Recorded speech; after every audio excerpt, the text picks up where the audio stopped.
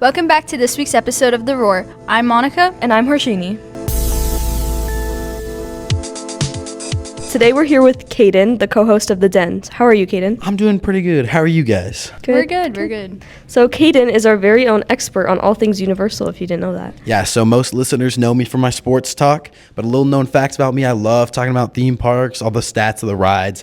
Just a passion I normally keep hidden, but I'm excited to talk about it today. So Caden, what's up with the new theme park, the Epic Universe one? Yeah, so most people know about Universal's first two theme parks. Of course, they have just Universal Orlando and Islands of Adventure, but recently they announced a third park. This one's going to be bigger than both parks. It's called Epic Universe, set to open in May 22nd of 2025, only a few months away.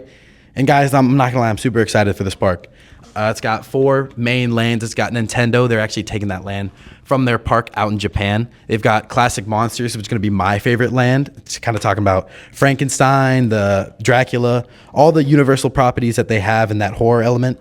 Fantastic Beasts, that's the Harry Potter property. I'm sure you guys know about Harry Potter. The Wizarding World property. Yeah. I mean, have you guys seen the Fantastic Beasts movies? I like them. I do like Harry Potter better, but it's good. Yeah, I agree. Most people hate on them a little too much. I watched the first movie and then I was like, this isn't as good as Harry Potter, so I don't understand what they're going to do in the park.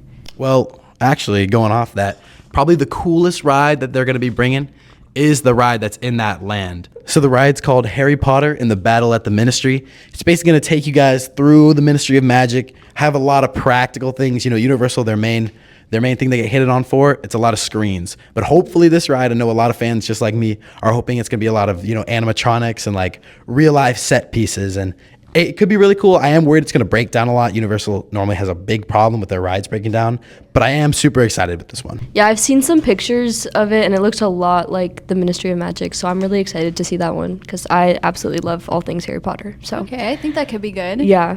Yeah, and the last land that they have for now, of course, they're probably going to expand in the future, the How to Train Your Dragon land.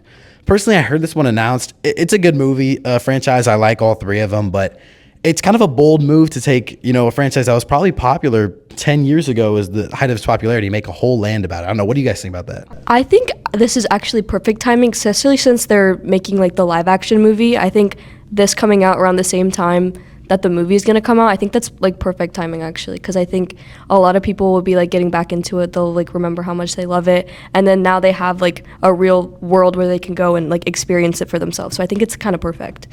So the Nintendo World, didn't that already open up? Or because I kept seeing it on TikTok. Yeah, so like I was saying, they have land just like it in Japan. It looks very similar, but it'll still be a little different. They're taking one of the rides and using kind of the same concept.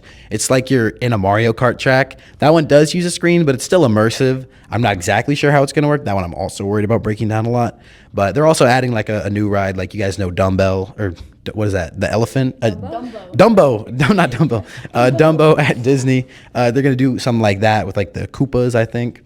But it's going to be a cool land. It's probably not going to be too different, but that land was just so popular. I don't blame them for going to the same structure.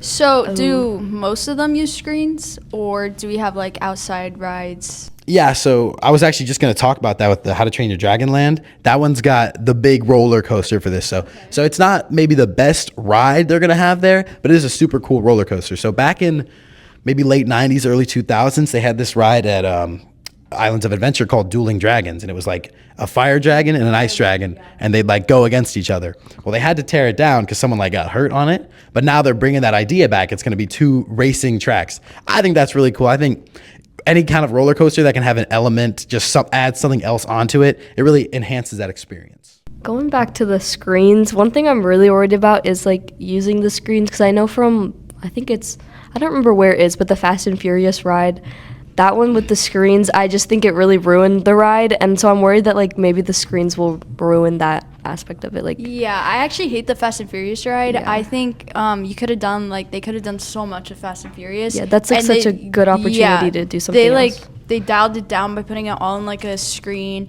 Yeah, I mean, I agree with you guys 100%. I wouldn't be too worried about it. The Nintendo ride, it looks super cool, the one in Japan. And it's not you're just staring at a screen and you're just watching it. So you said you were most excited for the monster one? Yeah, that one's going to be really cool. So that one actually is going to have 2 cool rides. I know we were just talking about screens and everything, and I hope this one doesn't have screens. But they're going to have, you guys know Haunted Mansion at Disney? Mm-hmm. It's kind of that same vibe, but like times 100. So it's called Monsters Unchained: The Frankenstein Experiment. I believe this is about Frankenstein's, what is it, wife? What's widow, something like that. It's kind of about her and how she's gonna run into all the other creatures from Frankenstein and from all the properties of Universal, like the Wolfman, the Mummy. You guys know the creature from the Black Lagoon. I'm a big fan of him. So that one's gonna be super cool. It's actually going to be scary. It's been a while since we've had a really scary ride. I know Universal, again, they tried to do it with the Harry Potter one. You guys know that one? The other ride they have there is another roller coaster. It's called The Curse of the Werewolf. And this one's cool. I mean, I love the werewolf property. They just released a movie, which wasn't that good in my opinion. But the whole idea of like having a werewolf and it's like chasing you and you're on this ride. But this ride's gonna be even cooler because the cart's gonna spin a little bit.